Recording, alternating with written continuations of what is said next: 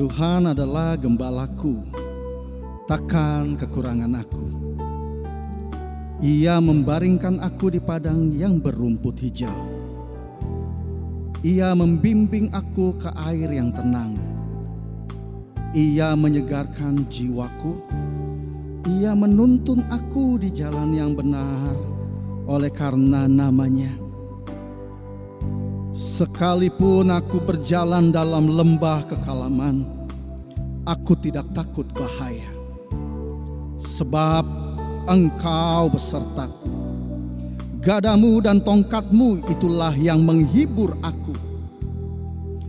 Engkau menyediakan hidangan bagiku di hadapan lawanku. Engkau mengurapi kepalaku dengan minyak. Pialaku penuh melimpah. Kebajikan dan kemurahan belaka akan mengikuti aku seumur hidupku, dan aku akan diam dalam rumah Tuhan sepanjang masa. Haleluya, haleluya. Selamat pagi saudara-saudara yang terkasih. Untuk saudara-saudaraku yang ada di benua Australia, Salam. Saya bersyukur kembali, kami bersyukur kembali kalau kami dapat bersama-sama kembali berkumpul dalam ibadah di minggu ini. Dan saya percaya untuk keluarga besar PLC Melbourne dan juga keluarga besar pemahaman Alkitab di Peniel, di Sydney, di Brisbane dan Melbourne, semua dalam keadaan baik, dalam keadaan sehat, karena semata-mata Tuhan Gembala yang baik selalu ada bagi setiap kita. Haleluya, haleluya. Dan juga saya mau menyapa untuk saudara-saudaraku, keluarga besar JKI Zoe Life di Bandung, keluarga besar JKI Zoe Life Citra Raya Tangerang, Salam. Dan juga untuk pemahaman Alkitab Peniel, ada di beberapa kota, ada di Jakarta, di kota Semarang, Solo, Kartasura, Klaten, Wonogiri, dan juga di kota Medan. Salam. Dan juga kami mau menyapa untuk fellowship hamba Tuhan yang tergabung dalam Yayasan Pembawa Kabar Baik Jabodetabek, dan juga untuk fellowship hamba Tuhan Yayasan Pembawa Kabar Baik di Rotendao, dan juga untuk fellowship hamba Tuhan Yayasan Pembawa Kabar Baik Sulawesi Tengah, yaitu di Kepulauan Banggai dan Peling. Mari kita sapa mereka semua. Salam. Biarlah damai sukacita memenuhi setiap kita kembali di minggu ini. Haleluya, haleluya, haleluya. Mari untuk mengawalinya, saya mengajak bersama-sama kita menundukkan kepala. Kita naikkan doa syukur kita. Tak putus-putusnya kami bersyukur atas kebaikan Tuhan. Engkau selalu menyediakan setiap apa yang kami perlukan, yang kami butuhkan. Engkau mencukupkan semuanya itu bagi setiap kami. Kami bersyukur Tuhan. Bukan saja bicara kebutuhan jasmani yang sudah tercukupkan, tapi kami percaya juga setiap kebutuhan-kebutuhan rohani kami, jiwa kami, Engkau selalu mencukupinya Tuhan. Di dalam rangkaian setiap acara dalam satu minggu ini Tuhan, Engkau menyiapkannya buat setiap kami yang tergabung di dalam Zoe Life ini. Dan biarlah kasih, rahmat, kebaikan Tuhan, damai, sukacita itu meliputi setiap kami. Ini kami Tuhan. Kami mau menyatakan setiap pengakuan kami kepada Engkau, Gembala yang baik. Gembala yang baik yang tahu akan setiap domba-dombanya. Haleluya. Haleluya. Terima kasih Tuhan. Terima kasih Tuhan Yesus. Amin.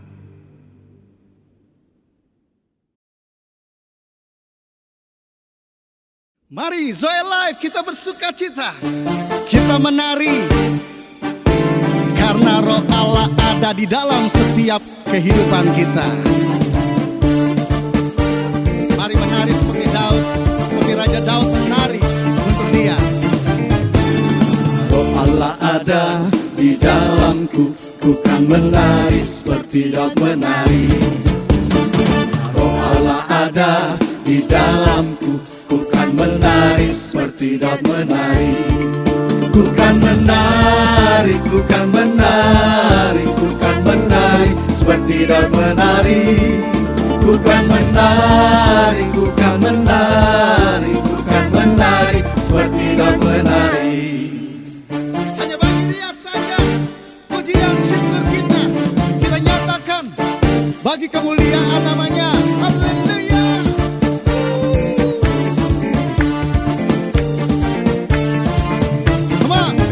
Karena Roh Allah ada di dalamku, ku kan menari seperti Daud menari. Karena Roh Allah ada di dalamku, ku kan menari seperti Daud menari. Sekali lagi, karena Roh Allah. Karena Roh Allah ada di dalamku, ku kan menari seperti Daud menari. Karena Roh Allah. Karena Roh Allah ada di dalamku, ku kan menari seperti Daud menari.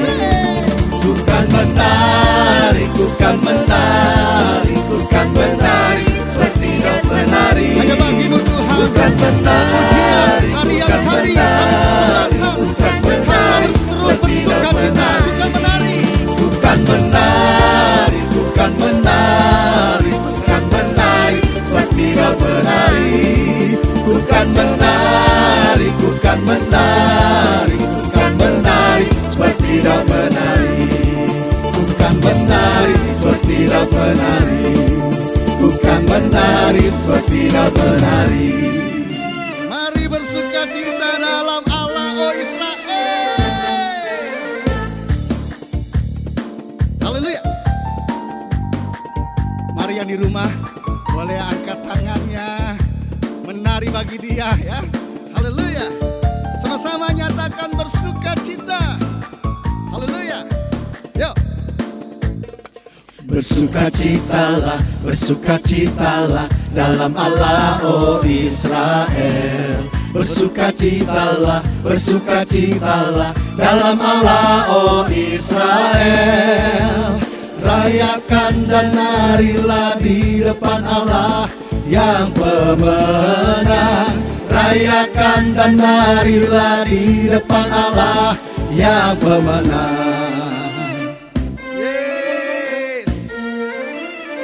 Haleluya.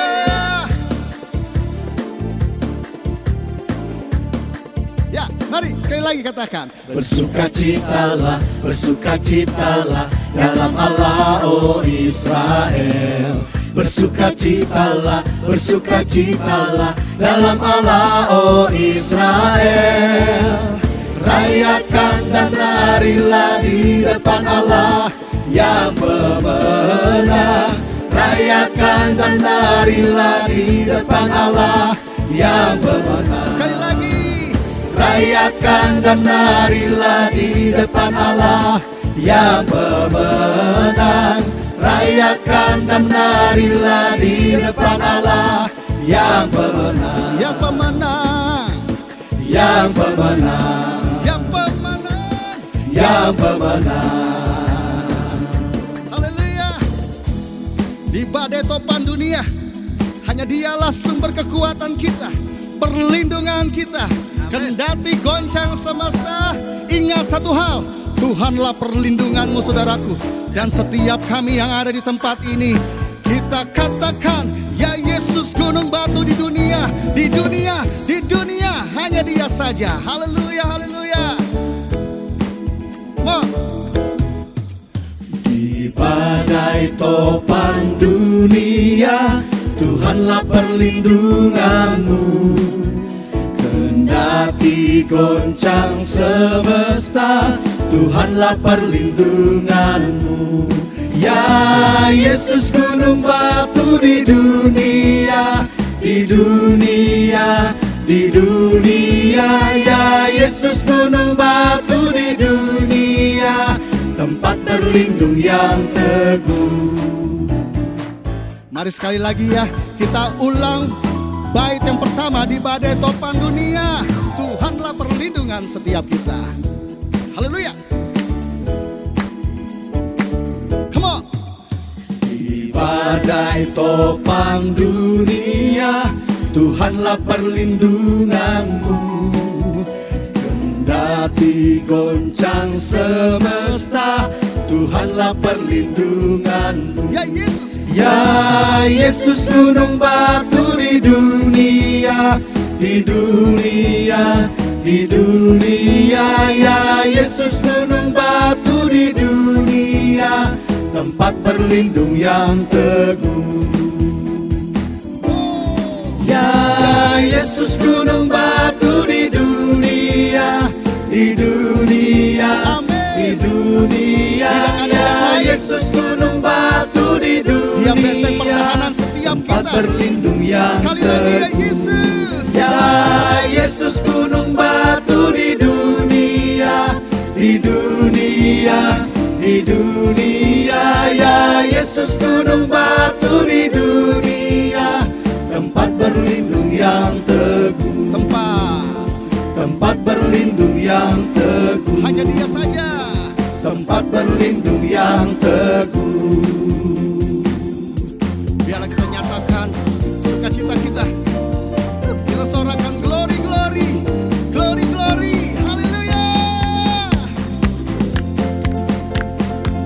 Mari yang di rumah, yang di Australia, seluruh Indonesia, mari kita bertepuk tangan bagi Dia. Mari. Glory, glory, haleluya. Glory, glory, haleluya. Glory, glory, haleluya. Haleluya, pujimu. Glory, glory, haleluya. Glory, glory, haleluya. Glory, glory, haleluya. Haleluya, puji. Mari tangannya ikuti tangan saya, katakan. Glory, glory, haleluya. Glory, glory, haleluya. Glory, glory, haleluya. Haleluya, puji. Sekali lagi, kembali. Glory, glory, haleluya. Biarlah sukacita Tuhan memenuhi setiap kita pada saat-saat seperti ini. Biarlah sukacitanya memenuhi setiap kita. Mari sekali lagi, glory, glory, glory. Glory, glory, haleluya. Glory, glory, haleluya. Bersama-sama Engkau yang pemenang. Glory, glory, haleluya. Haleluya, puji. Haleluya. Haleluya, puji. Haleluya. Haleluya, puji.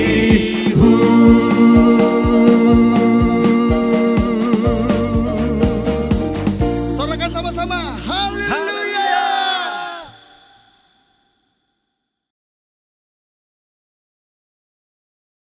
Haleluya.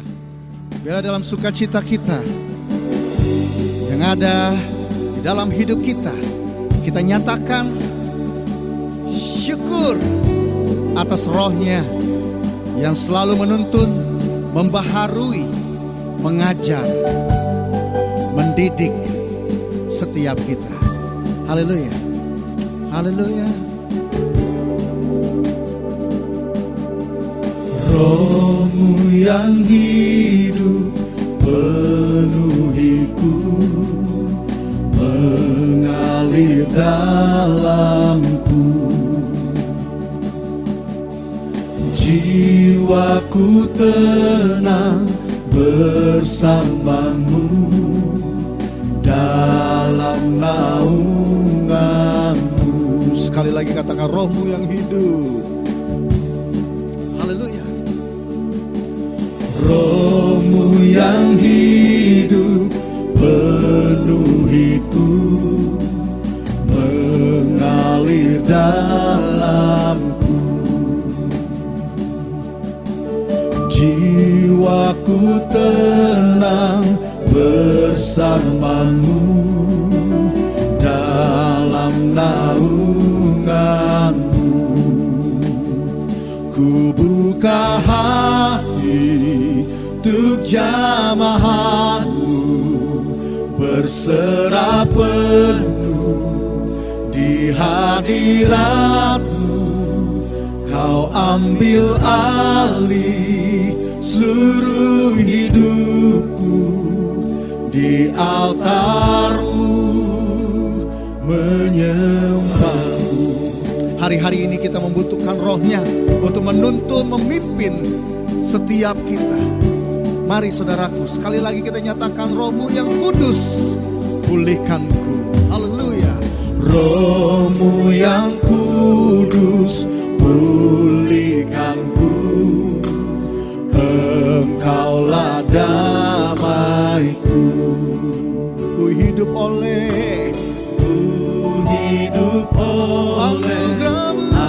anugerah-Mu yang menyertaiku. Sekali lagi, Roh-Mu yang hidup penuhiku. Roh-Mu yang hidup penuhiku. Datang urapiku. Datang urapiku. Ku siap terima kuasa-Mu. Hidupku bagimu. Hidupku bagimu. Hidupku bagi. Hidupku bagimu. Hidupku bagi. Buka hati untuk jamahanmu, berserah penuh di hadiratmu. Kau ambil alih seluruh hidupku, di altarmu menyembahmu. Buka hati, ini kami Tuhan, untuk jamahan. Kami perlu Engkau, kami butuh Engkau. Ini kebenaran kami bawa kepada Tuhan. Seluruh hidup di altarmu menyembah. Ku buka hati untuk jamahanmu, berserah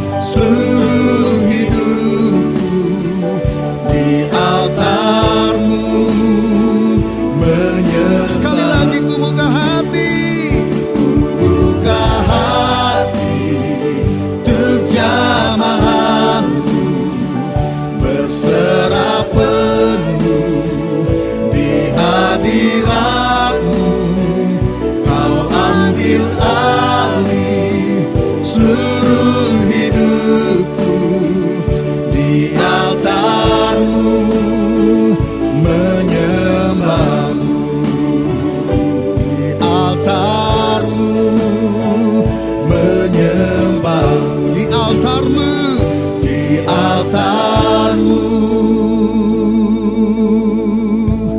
menyembahmu. Haleluya, haleluya, kami menyembahmu, kami memujimu. Terima kasih kami beri Tuhan, terima kasih Tuhan. Biarlah kami terus mengalami akan Engkau dalam kehidupan kami. Biarlah kami terus mengalami Engkau dalam kehidupan kami.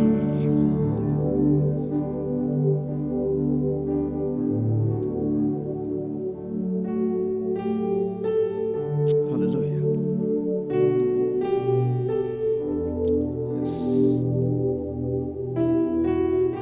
Yes. Mari saudara yang di rumah, buka kedua tanganmu sementara saudaraku memainkan musik ini. Mari terus buka kedua tanganmu, biarkan musik. Haleluya, haleluya, haleluya. Yes.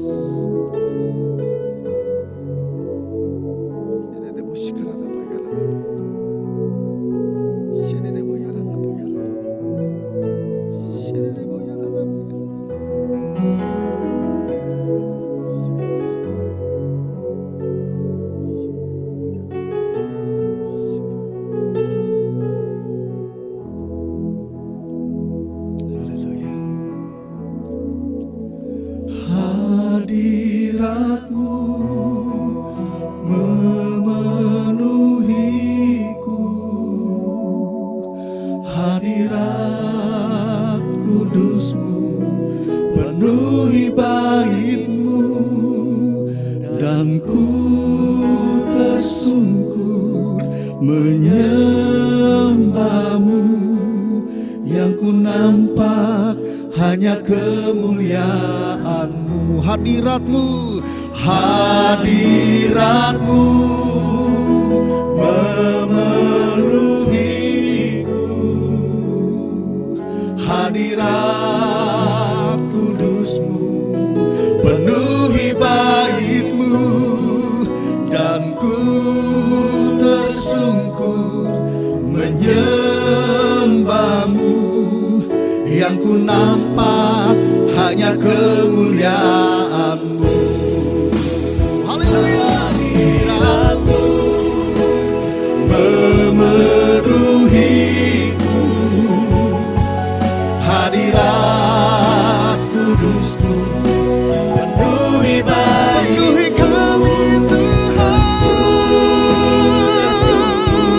Menyembah-Mu, yang ku nampak hanya kemuliaan-Mu. Hadirat-Mu memenuhi, kalau kami menjadi bagian, hadirat Engkau menjadi bagian setiap kami baik. Haleluya, haleluya, haleluya.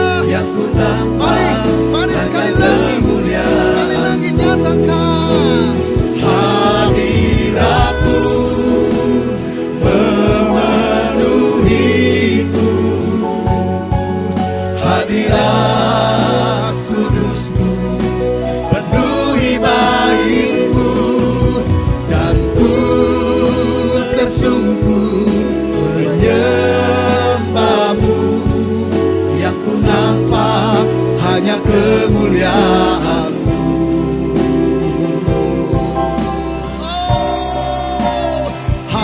Hadirat-Mu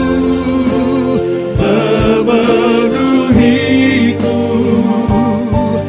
hadirat kudus-Mu penuhi bait-Mu, dan ku tersungkur menyembah-Mu. Yang ku nampak hanya kemuliaan. Mari sekali lagi nyatakan. Hadirat-Mu memenuhi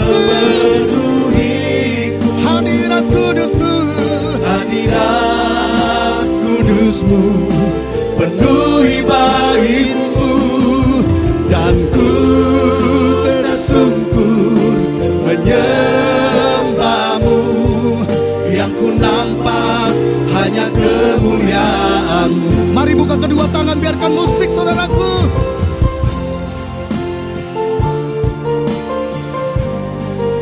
Terima kasih, terima kasih. Terima kasih, kami butuh Engkau. Kami perlu Engkau. Roh-Mu saja memenuhi setiap kami. Terima kasih untuk kasih karunia-Mu. Terima kasih untuk rahmat-Mu dalam hidup kami. Terima kasih untuk berkat-berkat-Mu Tuhan. Terima kasih, terima kasih, terima kasih. Kami bersyukur, kami bangga memiliki Engkau yang luar biasa. Engkau begitu mengasihi setiap kami. Engkau begitu mengasihi setiap kami. Ini kami Tuhan, ini kami. Haleluya, haleluya, haleluya.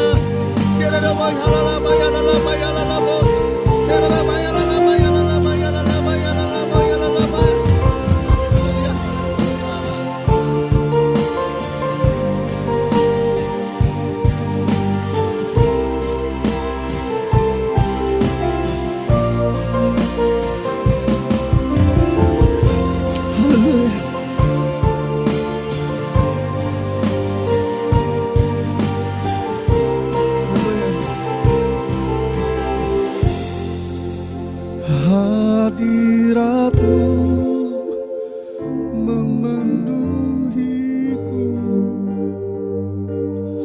hadirat kudus-Mu penuhi bait-Mu, dan ku tersungkur menyembah-Mu. Yang ku nampak hanya kemuliaan, yang ku nampak hanya kemuliaan, yang ku nampak hanya kemuliaan-Mu.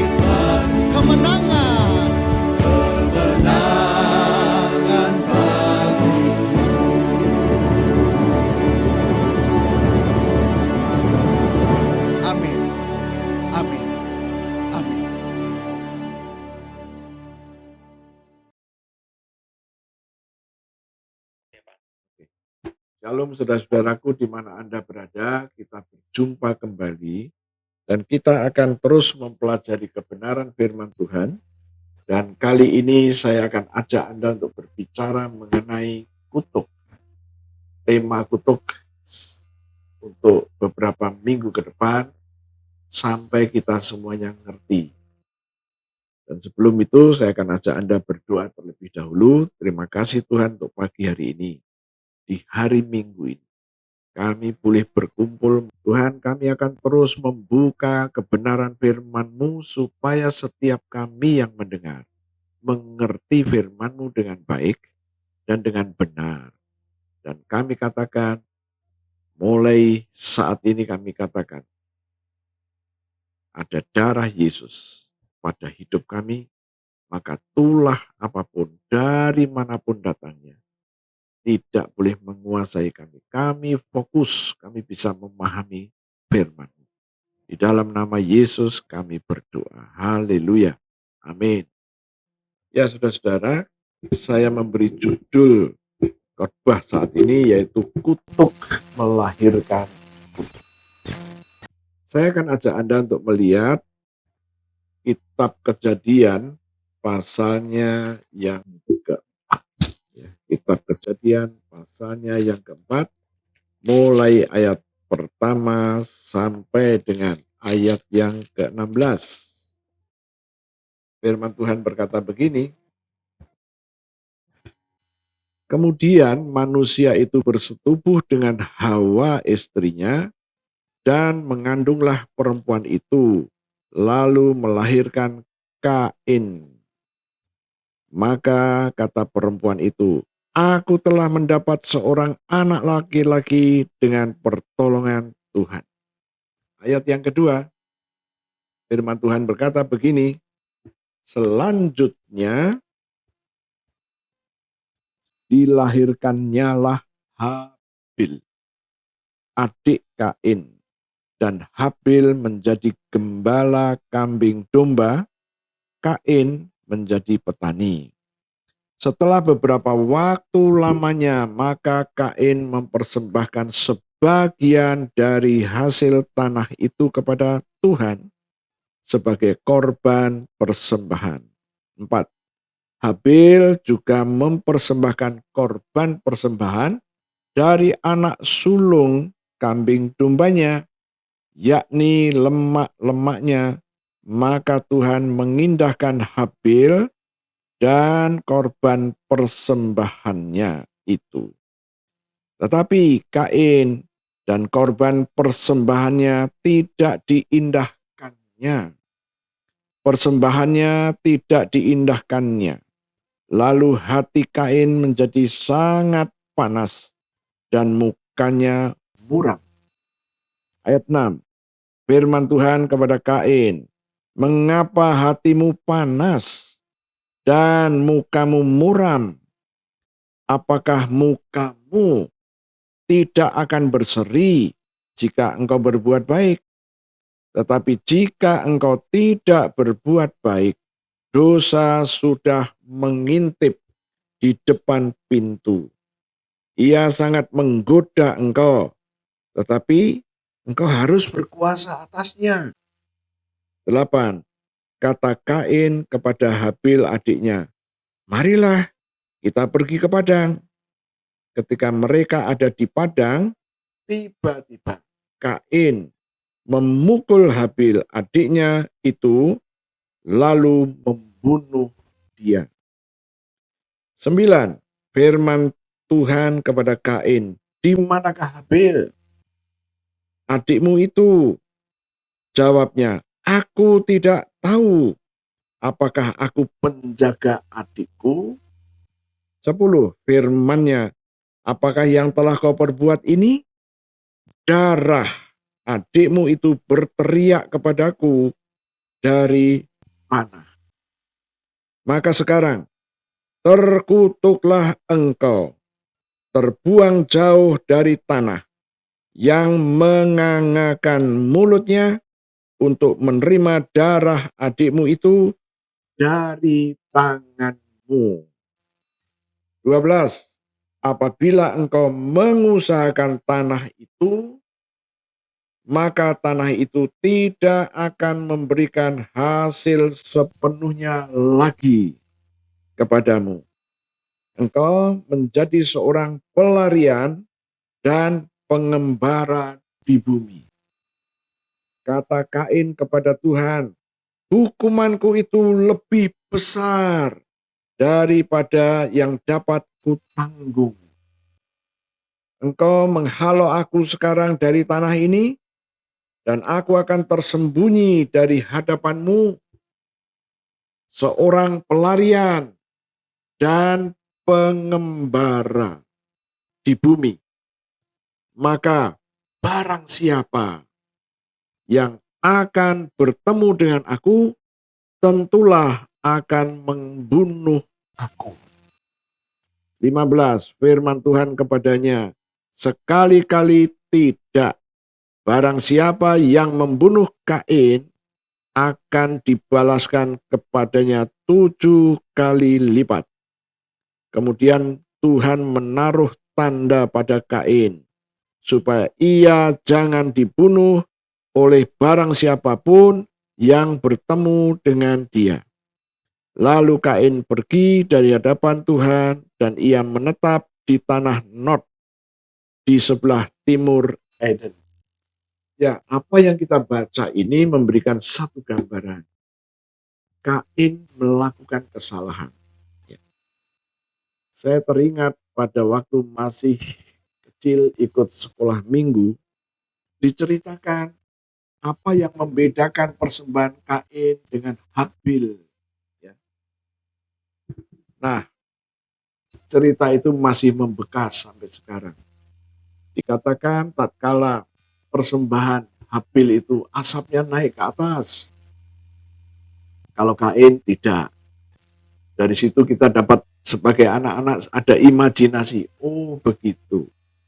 Dan ternyata sampai hari ini kita pun kalau Anda pas membaca bagian yang sama, Anda pasti akan terus bertanya, bagaimana kok Kain bisa ngerti persembahannya tidak diterima dan persembahannya Habil diterima? Dari mana? Ada beberapa ayat yang bisa membimbing kita sampai kepada pemahaman itu. Kemudian dikatakan begini, ayat ketiga, setelah beberapa waktu lamanya, maka Kain mempersembahkan sebagian dari hasil tanah itu kepada Tuhan. Perhatikan, sebagian. Ya. Jadi persembahan itu sebagian dari hasil yang diperoleh. Kemudian Habil, ayat yang keempat. Habil juga mempersembahkan korban persembahan dari anak sulung kambing dombanya, yakni lemak-lemaknya. Maka Tuhan mengindahkan Habil dan korban persembahannya. Nah, pertanyaannya bagaimana bisa tahu? Kembali lagi, Habil memberikan persembahan diambil dari anak sulung dari kambing dan domba. Tapi Kain memberikan persembahan sebagian. Jadi tidak ada respect kepada yang memberi. Asal diambil, kira-kira begitu. Nah kemudian, bagaimana itu kok bisa diketahui? Saya tidak terinspirasi untuk bicara asapnya naik dan asapnya tidak naik. Kita melihat yang Alkitab katakan, tatkala kita menabur, maka kita diberkati. Ya. Nah, pasti tidak saat itu Kain bisa mengerti. Tatkala Habil memberikan persembahan anak sulung dari kambing dombanya, nah kambing dombanya itu berlipat ganda dari hasil yang Tuhan katakan. Siapa yang memberi akan diberi.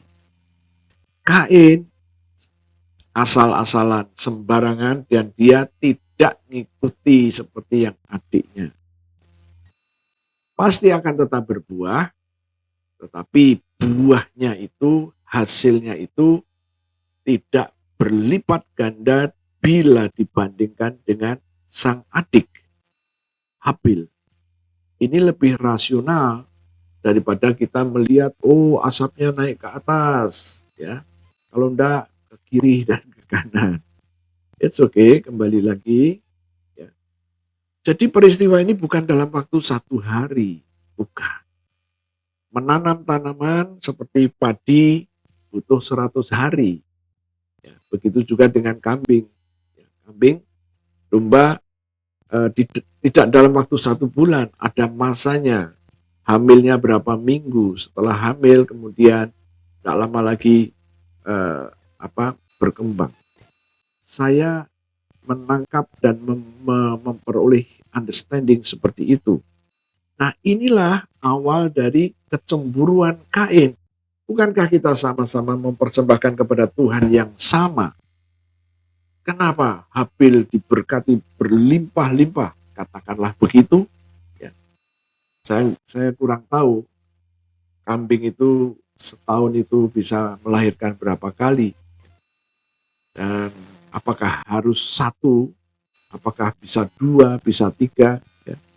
Nah, itu perlu penyelidikan tersendiri. Tapi paling tidak, seperti yang Tuhan janjikan, siapa memberkati akan diberkati. Siapa yang memberikan persembahan kepada Tuhan. Nah, ini seringkali disalah mengerti, ya, bahwa Tuhan butuh uang kita. Tetapi sesungguhnya persembahan-persembahan yang diperintahkan Tuhan, dan saya mendengar banyak mengenai perpuluhan yang menjadi polemik. Salah satu yang saya dengar, ada hamba Tuhan yang pergi ke Israel dan dia bertanya kepada para rabi, ya, apakah orang Israel masih bertekun memberikan persembahan persepuluhan? Rabinya berkata, katanya tidak. Pertanyaan saya adalah, di Yesaya 45 ayatnya 23, Yesaya pasal 45 ayatnya yang ke-23, firman Tuhan berkata begini, 45, 23 bagian A. Demi aku sendiri, aku telah bersumpah. Dari mulutku telah keluar kebenaran. Suatu firman yang tidak dapat ditarik kembali. Suatu firman yang tidak bisa dibatalkan. Persembahan persepuluhan sudah diberikan oleh Tuhan melalui Maliaki 3 ayat 10, 11, 12. Memang ada sebelum-sebelumnya, tetapi Maliaki ini yang berbicara mengenai tatkala kita memberikan persembahan persepuluhan, ada persyaratannya, yaitu ke rumah perbendaharaan. Artinya ada bendahara yang mencatat masuk dan mencatat keluar. Supaya ada makanan. Makanan di sini bukan makanan nasi yang kita makan sehari 3 kali atau sehari 2 kali, tapi makanan firman. Firman yang hidup, firman yang memberkati, firman yang memberi pengharapan, dan firman yang menghibur. Dan itu adalah rumah Tuhan. Nah, ayat-ayat di dalam Maliaki tidak pernah dibatalkan dan tidak dibatalkan. Sekarang ada hamba Tuhan yang berkata, oh kita tidak perlu memberikan persembahan persepuluhan. It's okay. Ada yang merespon positif. Ada yang berkata, ini baru pendeta. Ya, it's okay. Saya tidak akan berpolemik di situ. Cuman ada ayat yang berkata begini, dan ayat ini saya pegang sampai sekarang. Kembali lagi. Kain, dia memberikan sembarangan. Coba kita lihat ayat yang ketiga. Setelah beberapa waktu lamanya, paling tidak 3 bulan lebih, maka Kain mempersembahkan sebagian dari hasil tanah itu. Memberikan sebagian. Kalau Habil memberikan persembahan korban, yaitu anak sulung kambing dombanya. Anak sulung. Ya, kembali lagi. Ini dua prototip, dua tipe.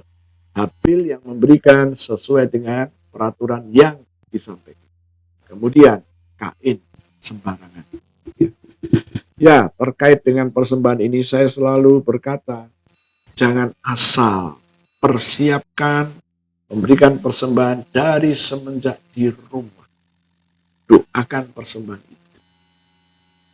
Dan Tuhan berjanji siapa yang memberi persembahan, dia akan diberkati. Nah, bagaimana kita bisa mengikutinya? Ya, seringkali orang ingin tahu jawabannya. Persembahan Tuhan ngomong begini, gimana? Ya, yang saya lakukan adalah saya selalu mempersiapkan dari rumah. Persembahan, saya doakan. Karena apa? Itu yang Tuhan janjikan. Kembali lagi. Kain dan Habil, Kain mengerti persis bahwa persembahannya tidak diterima oleh Tuhan. Dari mana? Dari setelah memberikan persembahan, hasilnya apa? Habil habis memberikan persembahan, hasilnya apa? Apakah kita salah tatkala kita melihat hal itu? Saya tidak melihat kesalahannya. Ya, itu adalah pembuktian janjinya Tuhan. Oke, sekarang kembali lagi. Kain akhirnya marah karena dendam, iri, akhirnya marah, dan adiknya akhirnya dibunuh. Ya. Tuhan telah memberikan warning kepada Kain. Ayat yang ke-6, firman Tuhan kepada Kain, mengapa hatimu panas dan mukamu muram? 7, apakah mukamu tidak akan berseri jika engkau berbuat baik? Tapi jika engkau tidak berbuat baik, dosa sudah mengintip di depan pintu. Ia sangat menggoda engkau, tetapi engkau harus berkuasa atasnya. Engkau harus berkuasa. Dengan kata lain, engkau harus menang. Bagaimana bisa menang? Tidak ada kekuatan dari dalam diri sendiri untuk menang. Kita hanya bisa memperkatakan kembali janji-janji kita. Dan tatkala janji itu kita perkatakan, apa yang sedang terjadi? Oh, Mazmur 103 itu memberikan jawaban. Saya ajak Anda untuk melihat Mazmur 103.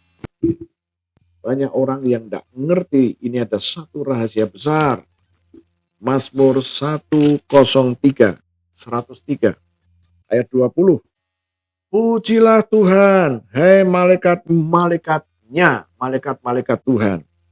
Hei pahlawan-pahlawan perkasa, ini malaikat juga, yang melaksanakan firman-Nya, melaksanakan firman Tuhan. Dengan mendengar suara firman-Nya. Bagaimana malaikat ini melaksanakan firman-Nya? Pada waktu malaikat ini mendengar ada suara orang yang sedang memperkatakan firman Tuhan. Siapa orang ini dan apa kaitannya orang ini dengan malaikat?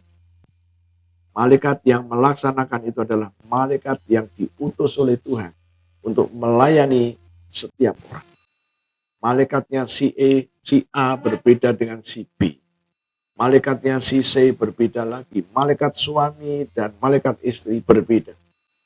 Jadi tatkala seseorang memiliki malaikat, karena Tuhan yang berfirman, ya, nanti saya akan bacakan ayatnya. Nah, jadi Anda satu persatu memiliki malaikat. Waktu Anda mengalami kesulitan, Anda sedang memperkatakan firman, malaikat Anda melaksanakan firman yang Anda perkatakan. Saudara-saudaraku, tatkala Anda punya masalah, jangan mengeluh, tapi perkatakan janji Tuhan yang ada kaitannya dengan persoalan Anda. Perkatakan itu. Oke, sekarang ayat yang ke-20. Pujilah Tuhan, hei segala tentaranya, hei pejabat-pejabatnya. Tentara dan pejabat-pejabatnya adalah malaikat yang melakukan kehendaknya. Melakukan kehendaknya. Bagaimana mereka melakukan kehendaknya? Sama. Referensinya dari ayat yang ke-20. Pada waktu malaikat-malaikat tadi dengar suara, Anda sedang memperkatakan kehendak Tuhan atas hidup Anda. Saya berharap ini Anda mengerti. Ini adalah jalan keluar. Seringkali orang tidak menganggap bahwa firman itu adalah misteri. Dari pengalaman hidup saya melihat ada misteri di dalam firman.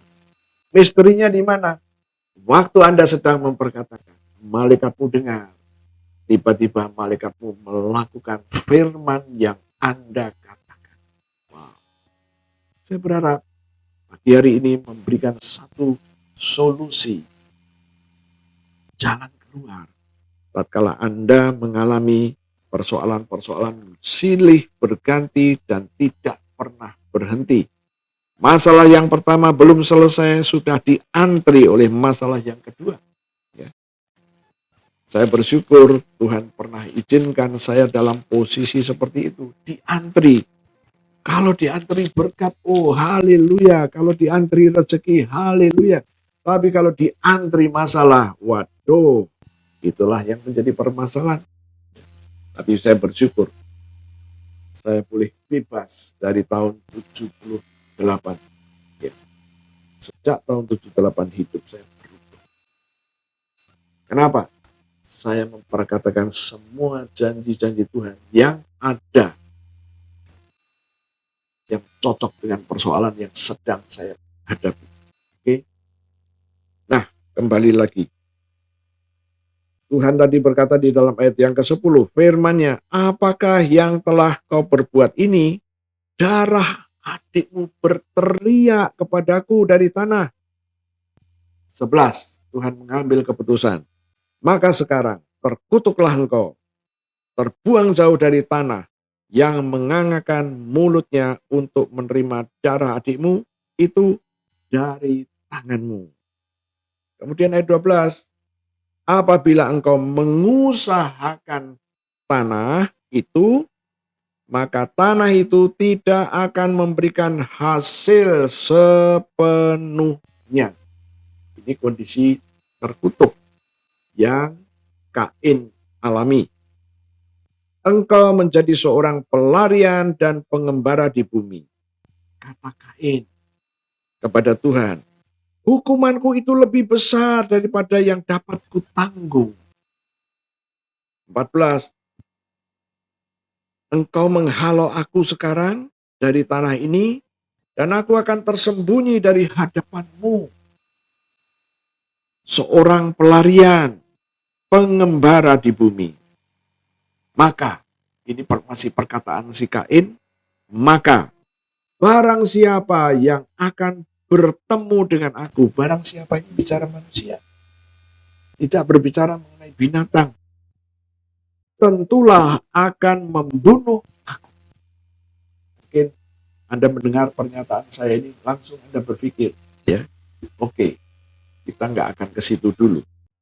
Kemudian ayat yang ke-15, firman Tuhan kepadanya, sekali-kali tidak. Barang siapa yang membunuh Kain akan dibalaskan kepadanya 7 kali lipat.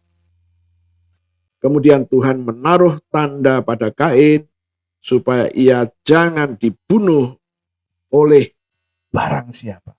Nah, boleh dibunuh oleh manusia manapun. Loh, ada manusia lagi. Oke, kita nggak akan ke situ dulu.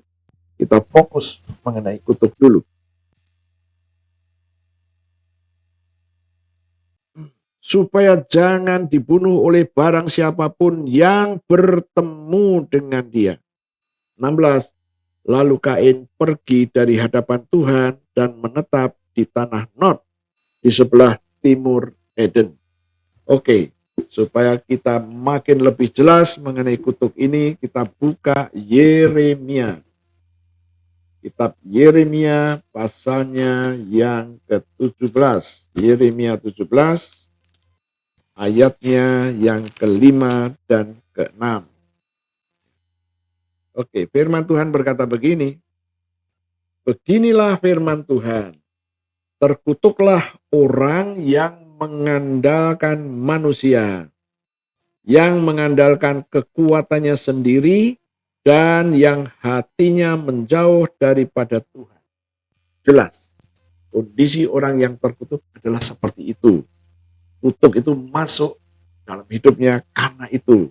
Satu, mengandalkan manusia, mengandalkan kekuatannya sendiri, dan yang ketiga, hatinya menjauh daripada Tuhan.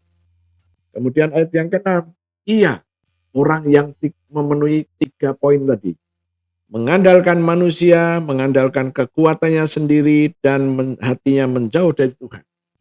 Dikatakan, iya, orang itu akan seperti semak bulus di padang belantara. Semak bulus, yaitu tanaman perdu setinggi dada ini paling tinggi, tapi ranting-rantingnya itu seperti terbakar, warna coklat tua. Daunnya tidak ada, yang ada hanya duri-duri. Sepanjang carang-carang itu duri. Ia tidak akan mengalami datangnya keadaan baik. Oh, yang kedua, ia tidak akan mengalami datangnya hal yang baik. Nah, terus yang datang apa? Yang tidak baik. Oke. Kemudian yang ketiga, ia akan tinggal di tanah angus, di padang gurun. Tanah angus.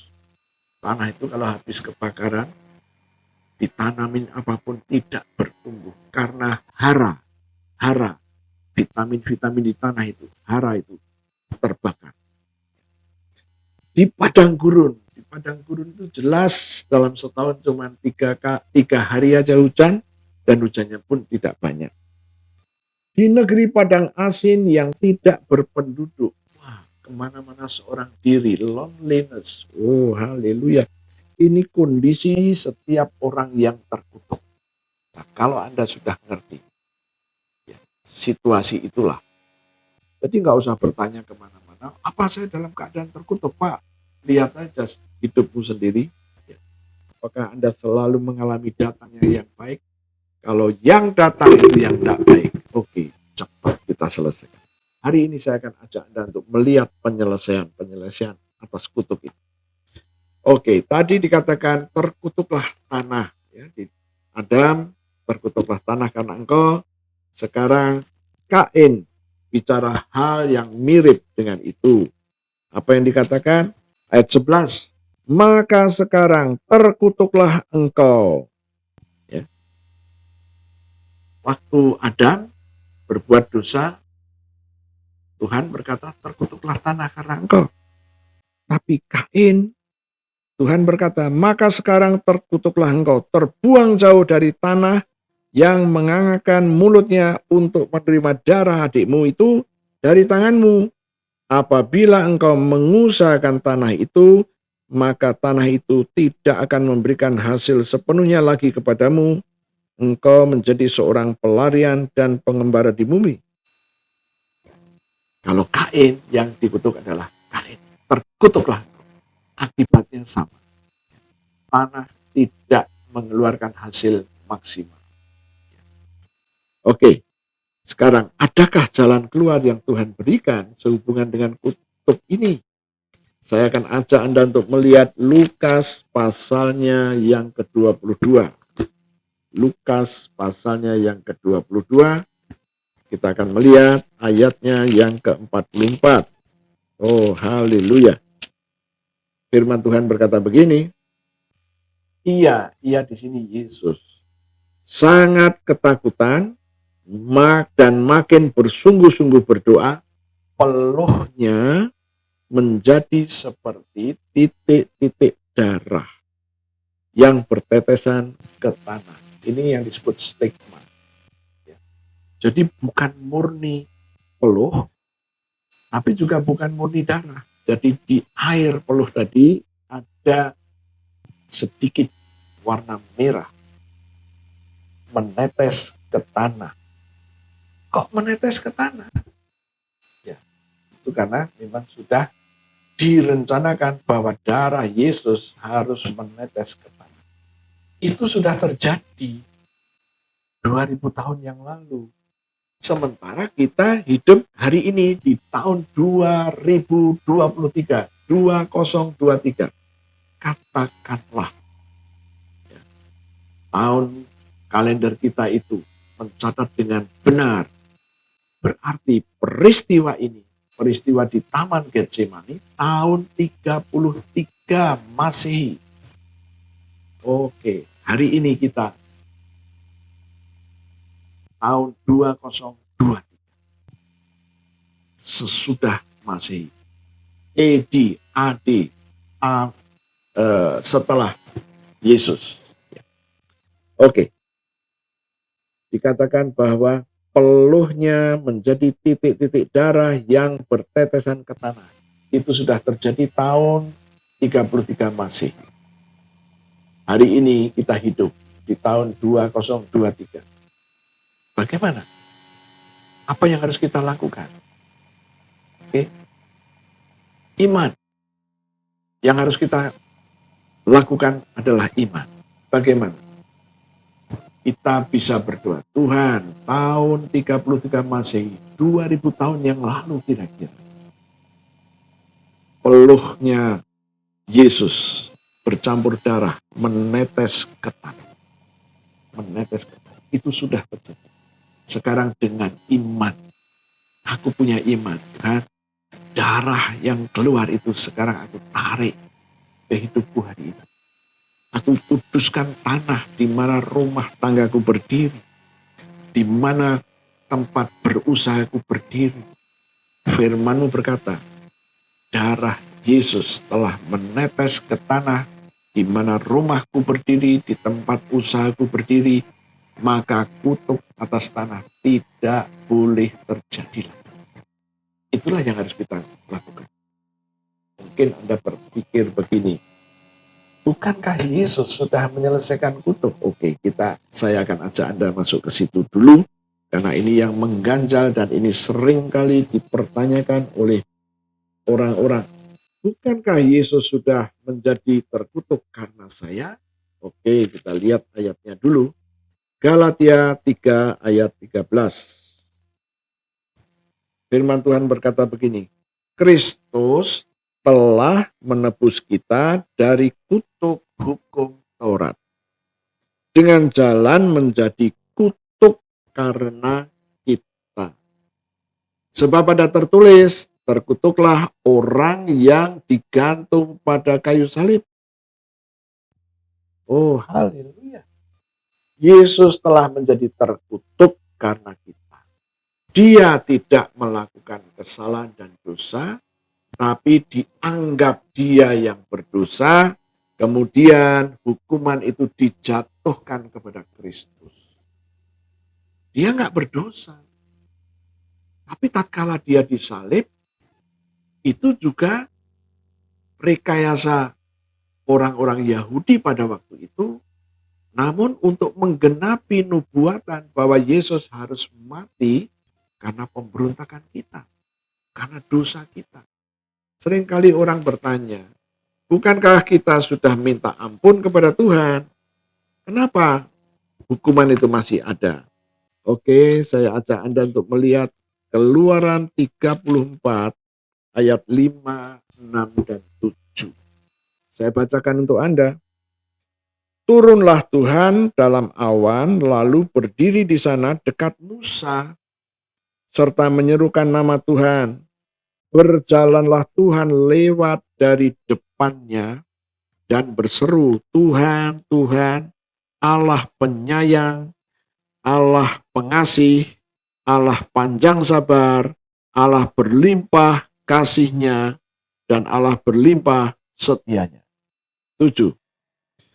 Yang meneguhkan kasih setianya, Allah yang meneguhkan kasih setianya kepada beribu-ribu orang. Allah yang mengampuni kesalahan, Allah yang mengampuni pelanggaran, dan Allah yang mengampuni dosa. Pengampunan sudah terjadi. Tetapi tidaklah sekali-kali membebaskan orang yang bersalah dari hukuman. Tetapi tidaklah sekali-kali membebaskan orang yang bersalah dari hukuman. Oh, pengampunan sudah terjadi. Tapi soal hukuman itu berbeda. Yang membalaskan kesalahan Bapa kepada anak-anaknya dan cucunya dan kepada keturunan yang ketiga dan yang keempat. Oh, dari sini kita mendapatkan satu pengertian. Dosa apapun yang kita pernah kerjakan, kita minta ampun kepada Tuhan, pengampunan terjadi, tapi bukan berarti pengampunan itu membatalkan hukuman. Oh, haleluya. Hukuman itu masih tetap ada. Dan itu hukuman sekarang ditanggung oleh Yesus. Oh, haleluya. Bayangin, hukuman itu Yesus yang menanggung. Bukan Anda. Oh, puji Tuhan. Bukan Anda. Ya. Nah, inilah yang harus kita pahami. Yesus telah mengeluarkan darah. Darahnya sudah keluar. Oh, haleluya. Baik darah yang keluar dari kepalanya karena mahkota duri, darah yang keluar dari sekujur tubuh Yesus, termasuk waktu Yesus bergumul di Taman Getsemani, peluhnya keluar menetes seperti darah ke tanah. Ya. Oke, sekarang sekali lagi kita itu bertanya. Ya. Pertanyaan sering dilemparkan kepada saya. Bagaimana caranya supaya kita tidak dikuasai kutuk lagi? Kita sudah tahu bahwa kutuk itu datang karena diturunkan. Kita coba baca 1 Petrus 1 ayat yang ke-18 dan 19. Ayat 18 berkata begini, sebab kamu tahu bahwa kamu telah ditebus dari cara hidupmu yang sia-sia. Cara hidup yang sia-sia. Bukan hidup yang benar, bukan hidup yang bermanfaat, tapi hidup yang sia-sia. Apa ini hidup yang sia-sia? Ya, seperti yang Yeremia 17 ayat yang ke-5 dan ke-6 itu tidak pernah mengalami datangnya yang baik. Oke, kita lanjut lagi 1 Petrus 1. Yang kamu warisi dari nenek moyangmu itu. Jadi hidup yang sia-sia diwariskan dari nenek moyang. Ya, bukan dengan barang yang fana, bukan pula dengan perak atau emas, melainkan dengan darah yang mahal, yaitu darah Kristus yang sama seperti darah anak domba yang tidak bernoda dan tidak bercacat. Anda dan saya sudah ditebus dari hidup yang sia-sia. Bagaimana kita merespon? Otomatiskah? Nah, kalau otomatis nggak ketemu. Ya, kita akan melihat apa yang dikatakan oleh Lukas. Lukas pasal 13. Ya, Lukas pasal 13 berbicara soal itu. Bagaimana ya, pengampunan, bagaimana pembebasan itu terjadi. Lukas 13 ayat 1 sampai 5. Dosa dan penderitaan. Ayat pertama berkata, pada waktu itu datanglah kepada Yesus beberapa orang membawa kabar tentang orang-orang Galilea yang darahnya dicampurkan Pilatus dengan darah korban yang mereka persembahkan. 2. Yesus menjawab mereka, sang kamu orang-orang Galilea ini lebih besar dosanya daripada dosa semua orang Galilea yang lain, karena mereka mengalami nasib itu. 3. Tidak, kataku kepadamu, tetapi jikalau kamu tidak bertobat, kamu semua akan binasa atas cara demikian. Kalau tidak bertobat. Ayat yang keempat. Atau sangkamu ke-18 orang yang mati ditimpa menara dekat Siloam lebih besar kesalahannya daripada kesalahan semua orang lain yang diam di Yerusalem? Tidak, kataku kepadamu. Tetapi jikalau kamu tidak bertobat, kamu semuanya akan binasa atas cara yang demikian. Wah, kalau tidak bertobat. Jadi supaya kita tidak mengalami kutuk, harus bertobat. Tidak boleh tidak bertobat. Kalau tidak bertobat, kita akan mengalami seperti itu. Oh haleluya, gimana bertobat? Bagaimana kita harus bertobat? Oh, yang jelas bertobat percaya kepada Yesus. Percaya kepada perkataannya. Firman-Nya berkata, darah Yesus. Waktu Yesus bergumul di Taman Getsemane, peluhnya keluar seperti titik-titik darah. Kenapa dikatakan seperti? Ada unsur warna merahnya dan menetes ke tanah. Kalau Anda percaya, jangan tolak berita ini. Kalau Anda percaya, jangan tolak berita ini. Dan jangan menganggap tatkala Yesus sudah tergantung menjadi orang yang terkutuk pada kayu salib, Anda menganggap, oh thank you Lord, Engkau sudah menggantikan saya. Oke, habis itu apa? Ya habis itu diam aja. Kenapa? Ada waktu beberapa kesempatan kita bertanya jawab, Pak, Yesus kan sudah mati terkutuk untuk saya. Kenapa harus pusing-pusing, Pak? Oh haleluya, kenapa? Kenapa harus pusing-pusing? Kan sudah diselesaikan Yesus. Ya, tapi urusan kita ini, kita di tahun 2023 dan peristiwa itu tahun 33 Masehi. Bagaimana itu dengan kita hari ini? Otomatis, saya rasa bukan jawabannya otomatis. Tadi dikatakan di dalam Lukas 13, yang penting kita suruh bertobat. Bertobat artinya tidak melakukan itu dan kembali menjadi lebih baik. Kata bertobat itu kita sampai berjalan sampai di sini kita melakukan kesalahan. Oh ini salah, balik. Tidak melanjutkan, balik. Apa yang dikatakan bertobat? Yesus telah menanggung semuanya. Kalau menanggung semuanya, Anda katakan, Tuhan, darahmu telah keluar dari tubuhmu, membayar lunas semua tagihan yang menguasai aku. Tagihan yang kutuk yang turun atas nenek moyangku sampai generasi 4 di atas aku. Sudah dilunasi dengan darah Yesus. Inilah arti percaya. Kalau Anda percaya jangan diam. Kita coba lihat Yakobus. Yakobus pasalnya yang kedua. Ayatnya 14. Saya akan bacakan kepada Anda. Apakah gunanya? Saudara-saudaraku, jika seorang mengatakan bahwa ia mempunyai iman, padahal ia tidak mempunyai perbuatan, dapatkah iman itu menyelamatkannya? Punya iman, tidak boleh diam. Harus punya langkah iman. Ayat 17. Demikian juga halnya dengan iman.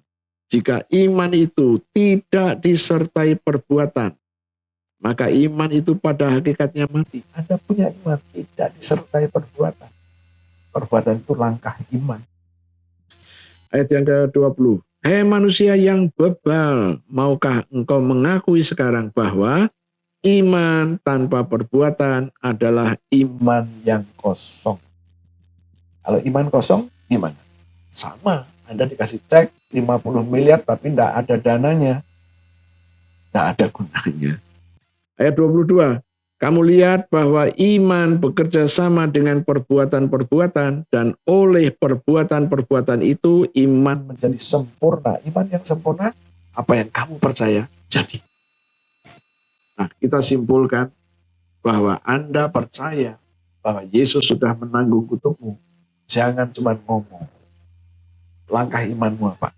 Kamu deklarasikan, Tuhan, darahmu telah keluar 2000 tahun yang lalu. Sekarang aku hidup di tahun 2023. Aku bawa darahmu. dengan iman. Mulai sekarang tidak ada kutuk yang turun dari nenek moyangku. Apapun, bentuknya seperti apapun, tidak boleh ada. Karena darahmu telah menyelesaikan. Oke? Inilah yang harus kita kerjakan. Tuhan berkata kepada Kain, terkutuklah engkau. Tanah ini yang kau kerjakan tidak akan menghasilkan maksimal. Bagaimana dengan pekerjaan? Mungkin Anda seorang bisnismen, selama pandemik ada masalah. Kemudian pengurangan karyawan, pengurangan besar-besar. Dalam rangka menyelamatkan perusahaan. Anda harus tahu, selesaikan dengan darah Yesus. Bagaimana tatkala Anda sering dibully? Anda dibully, kemudian anakmu juga dibully. Itu jelas sudah mulai diturunkan sejak Anda masih hidup. Terus bagaimana? Selesaikan dengan darah Yesus. Katakan, Tuhan, kau telah menebus aku dari kondisi dibully. Darahmu telah menyelesaikan semua. Aku percaya. Mulai sekarang tidak ada bully-bully lagi. Ingat, dibully itu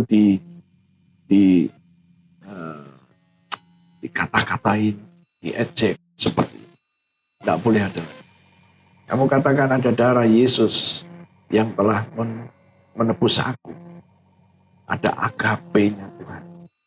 Agape itu turun atas hidup. Ini iman. Saya berharap pagi hari ini Anda membuka diri, mengerti rahasia firman. Oh haleluya, puji Tuhan.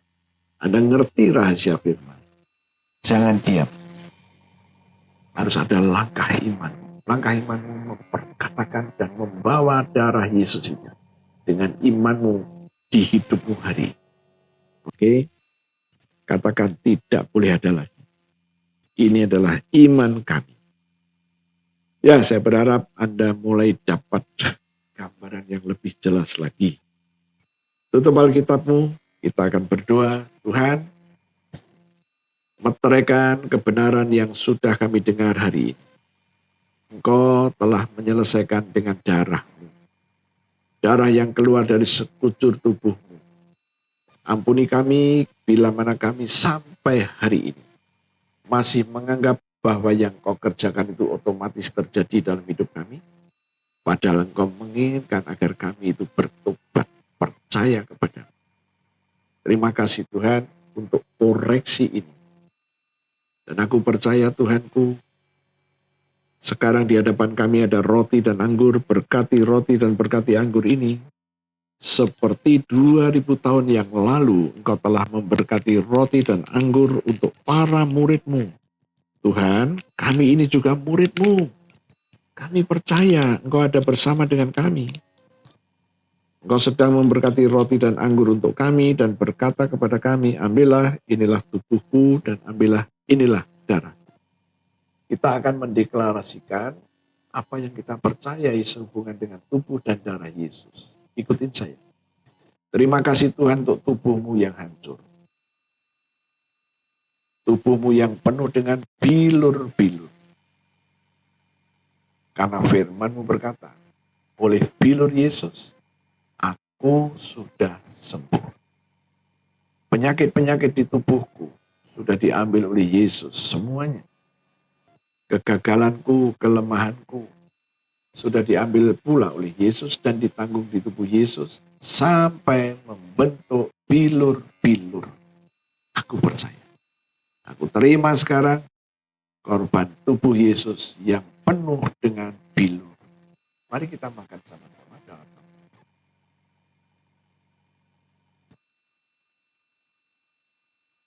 Terima kasih Tuhan untuk darah-Mu. Darah Yesus yang keluar dari sekujur tubuhnya. Dan firman Tuhan berkata, aku ditebus dengan darah Yesus. Aku disucikan dengan darah Yesus. Aku diperdamaikan dengan darah Yesus. Aku dibenarkan dengan darah Yesus. Aku terima sekarang darah Yesus yang memerdekakan aku. Mari kita minum sama-sama dalam nama Yesus.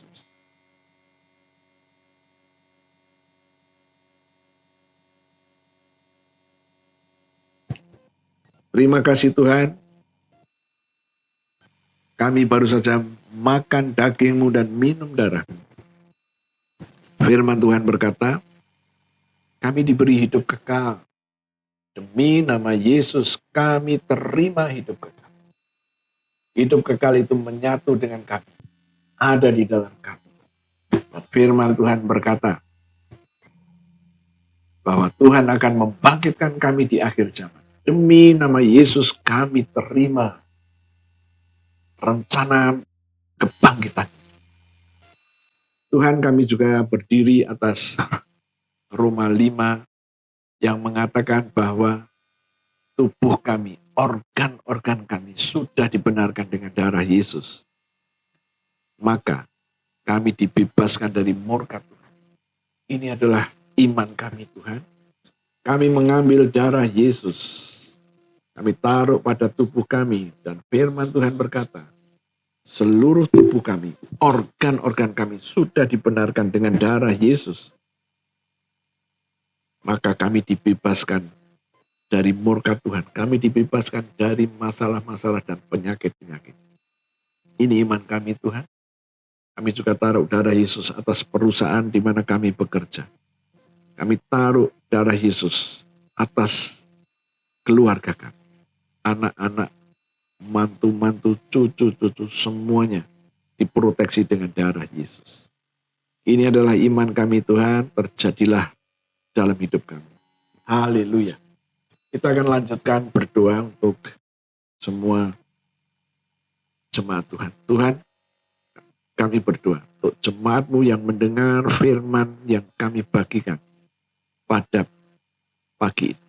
Kami katakan, firman ini memerdekakan setiap orang yang punya iman, yang menerima firman ini. Mereka diberi jalan keluar. Mereka dibebaskan sesuai dengan iman mereka. Terima kasih Tuhan. Dan kami juga terus berdoa supaya jemaat-jemaat Tuhan dimanapun berada. Mereka mendengar ini dimanapun. Baik di dalam negeri maupun di luar negeri. Mereka diberkati. Dan kami katakan mulai sekarang. Kebenaran firman ditangkap, diterima oleh anak-anak Allah. Tuhan, mereka adalah jemaat yang Tuhan bentuk. Mereka percaya bahwa Engkau Mesias. Engkau adalah Kristus, anak Allah yang hidup. Dan Engkau berjanji Tuhan, bahwa mereka tidak boleh dikuasai oleh alam maut.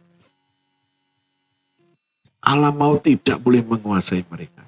Itu yang Kau janjikan. Dan Kau telah memberikan kunci-kunci kerajaan surga. Demi nama Yesus, kami terima janji Tuhan itu. Alam maut, alam kegagalan tidak boleh menguasai kami. Ini iman kami, terjadilah dalam hidup kami. Terima kasih Tuhan, dalam nama Yesus. Saudara-saudara, kita sudah selesai. Angkat kedua tanganmu, berdirilah. Aku mintakan darah Yesus, aku percikan ke atas mereka. Dan aku katakan tidak boleh ada tulah, apapun namanya.